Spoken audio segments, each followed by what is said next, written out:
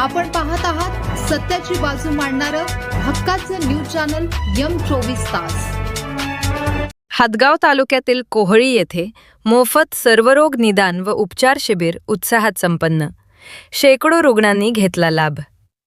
ग्रामीण भागातील नागरिकांना गावातच दर्जेदार आरोग्य सेवा मिळावी या उद्देशाने हदगाव तालुक्यातील कोहळी येथे आयोजित करण्यात आलेले मोफत सर्वरोग निदान व उपचार शिबिर अत्यंत उत्साहात पार पडले।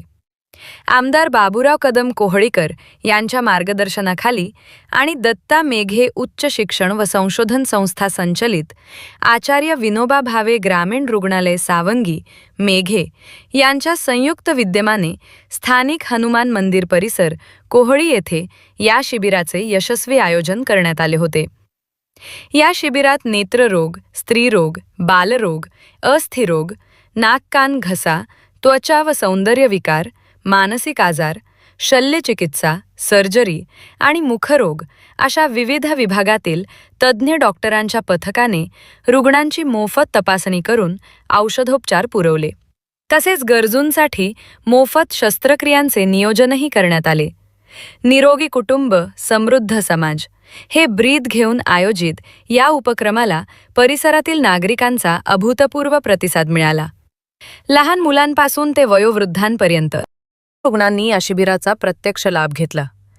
वैद्यकीय सामाजिक कार्यकर्ते राजेश गडरिया आणि आमदार बाबूराव कदम कोहळीकर यांच्या विशेष प्रयत्नांमुळे हे शिबिर यशस्वी झाले।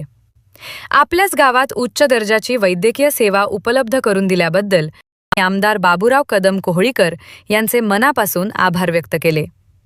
M24 ताससाठी नांदेड जिल्हा प्रतिनिधी कृष्णा चौतमाल।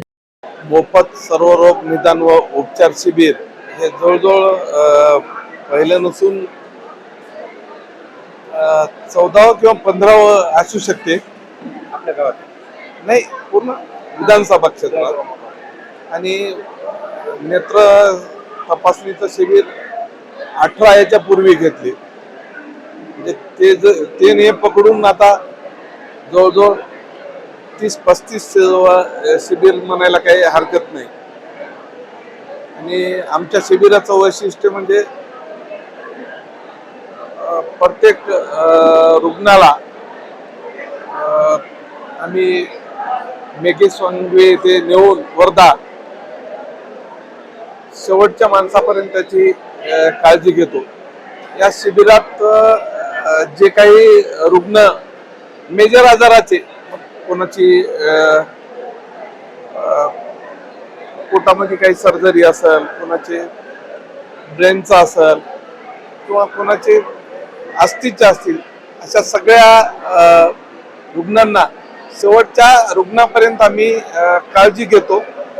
आणि गुलाबी कलरची ज्यांना ज्यांना पावती दिली त्यांना आम्ही मेघे सांगवीला पुढील तपासण्यासाठी नेतो। आणि जे पेशंट सर्दी खोकला साध्या आजाराचे आहेत त्यांना 4 गोळ्या औषधी देऊन, एखादी टॉनिकची बाटली देऊन इथंच सोडून दिल्या जाते। परंतु हे जे शिबिर आहे, काहीतरी दुसरा मेजर आजार आहे, जे ज्यांना पुढील उपचाराची गरज आहे अशा रुग्णासाठीच आहे। म्हणून मी आपल्या मीडियाच्या माध्यमातून सगळ्यांना विनंती करतो की दुसरं सुद्धा 1 महिन्यात किंवा 1-1.5 महिन्याच्या आतच शिबिर हिमायतनगर तालुक्यामध्ये होणार आहे। त्या सुद्धा शिबिरामध्ये